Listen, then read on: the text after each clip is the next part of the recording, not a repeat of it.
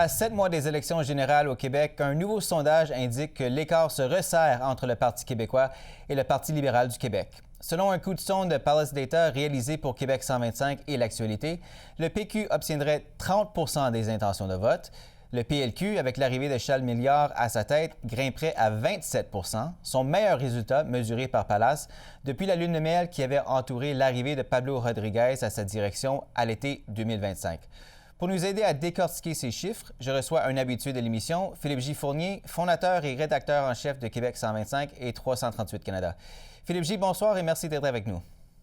Bonsoir Marc-André, merci de m'accueillir. Alors, ce qui saute aux yeux dans ce sondage, c'est évidemment que le Parti québécois perd des plumes au profit des libéraux. Le PQ qui a maintenant seulement 3 points d'avance parmi l'ensemble des électeurs. Parlez-nous de cette remontée du PLQ. Et c'est intéressant, le dernier sondage Palace Data, qui avait été aussi conduit pour l'actualité en janvier, avait été publié le jour de la démission de François Legault. Et cette journée-là, le Parti québécois avait une avance de 10 points sur le Parti libéral. C'était 34 contre 24 Et donc, en effet, ce resserrement des intentions de vote coïncide avec l'arrivée de Charles Milliard, le départ de M. Legault et un mois plutôt difficile dans la stabilité mondiale, n'est-ce pas? Au cours de la deuxième moitié de janvier et début de février, on a vu Donald Trump, président américain, reprendre ses menaces contre le Canada et ce mouvement d'opinion publique semble vouloir aller vers la stabilité. Alors, il y a plusieurs facteurs, bien sûr, qui influencent tout ça, mais c'est ça ma première observation. Et surtout, si on regarde le découpage des chiffres, Marc-André, on voit que cette baisse du Parti québécois s'est faite essentiellement auprès de l'électorat féminin.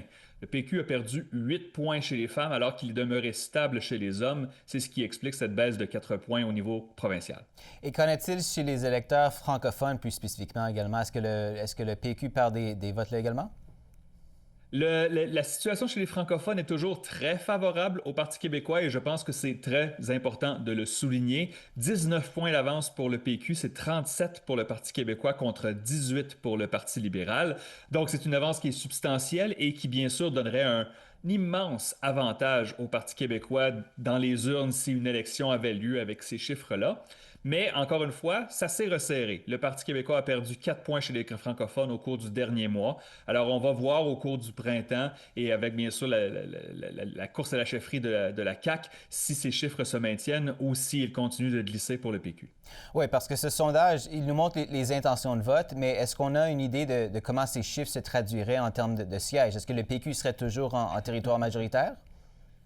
Je n'ai pas encore publié la projection, mais Marc-André, vous savez à quel point je vous apprécie. Je peux vous donner un avis. En effet, avec ces chiffres-là, avec 30 au niveau national seulement, le Parti québécois se trouverait tout juste à la limite de la majorité. Le Parti conservateur ferait des gains, le Parti libéral ferait des gains, le Québec solidaire, même si ces chiffres ne sont pas favorables, il y aurait quand même une poignée de sièges pour Québec solidaire.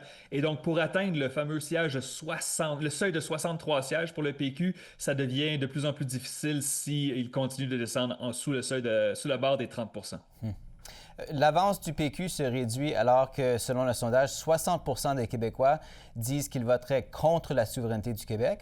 Comment est-ce que ce chiffre a-t-il évolué dernièrement? On fait bien sûr des sondages sur la souveraineté régulièrement au Québec, surtout depuis que le Parti québécois a fait sa promesse de tenir un référendum hâtif dans un premier mandat. Et on peut dire avec ces chiffres-là que la situation s'est légèrement empirée. 32 voteraient en faveur de la souveraineté, 60 voteraient contre, avec un 8 d'indécis. Ce qui veut dire que le Parti québécois doit absolument trouver des électeurs pour pouvoir remporter sa majorité qui, pour l'instant, n'ont pas l'intention de voter oui dans un référendum sur la souveraineté. Et donc, bien sûr, ces questions-là parce qu'on doit séparer la course électorale et la future campagne référendaire si elle a lieu.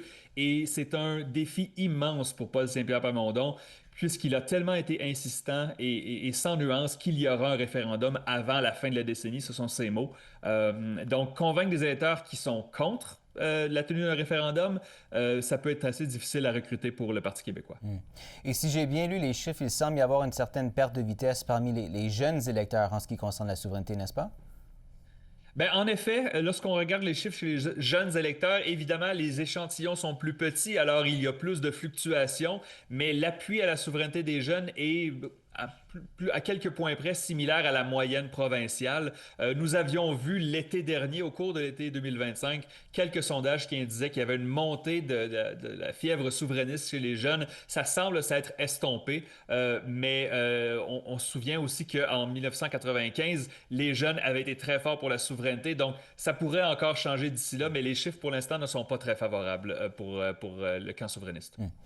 Et la coalition Avenir Québec de François Legault, elle, en fait, évidemment, il y aura un nouveau chef, mais pour l'instant, elle est toujours en quatrième position derrière le Parti conservateur. Comment est-ce que les électeurs réagissent-ils à la course à la direction en cours pour remplacer M. Legault et qu'est-ce que ça révèle sur les chances du parti pour les prochaines élections? C'est intéressant de voir que la CAQ a grimpé de 3 points dans ce sondage par rapport au sondage précédent, pendant lequel il y avait encore François Legault comme premier ministre officiellement. Monsieur Legault a annoncé sa démission et là, on voit une montée de 3 points. Est-ce que ça signifie qu'il y a un engouement pour cette course?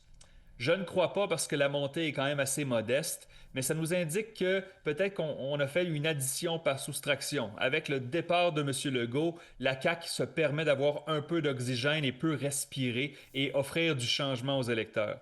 Mais jusqu'à maintenant, la montée n'est pas suffisante pour sauver le parti. On va attendre, bien sûr, dans les prochaines semaines qui vont mener jusqu'à la fin de la course, qui sera en avril. Est-ce que la CAQ a une chance de remonter? Parce qu'avec 14 la récolte de sièges serait très faible. Et ce sondage Palace sort à peine après l'élection partielle de Chicoutimi, où le PQ l'a remporté avec un peu plus de 45 des votes. C'est une quatrième victoire de suite en 4 élections partielles pour le Parti québécois. Est-ce que pour vous, ça confirme bel et bien que le PQ est toujours le leader auprès de l'électorat, malgré ces pertes d'appui qu'on voit dans les sondages? Oh, j'en ai aucun doute. Je veux dire, lorsqu'on regarde l'électorat, encore une fois, l'électorat francophone, une large avance pour le Parti québécois, mais surtout la région du Saguenay-Lac-Saint-Jean, qui bien sûr comprend Chicoutimi, historiquement, a toujours été du Parti québécois depuis la fondation du parti ou presque. C'était une exception que la CAQ réussit à arracher Chicoutimi au PQ pendant leurs 2 mandats majoritaires. Alors je crois que c'est des électeurs qui retournent au bercail, qui retournent à la maison et que il ne faut, malgré que oui, c'est une belle victoire pour le Parti québécois, mais je pense qu'il serait imprudent d'extrapoler au niveau provincial l'effet que pourrait avoir une élection complémentaire dans Chicoutimi.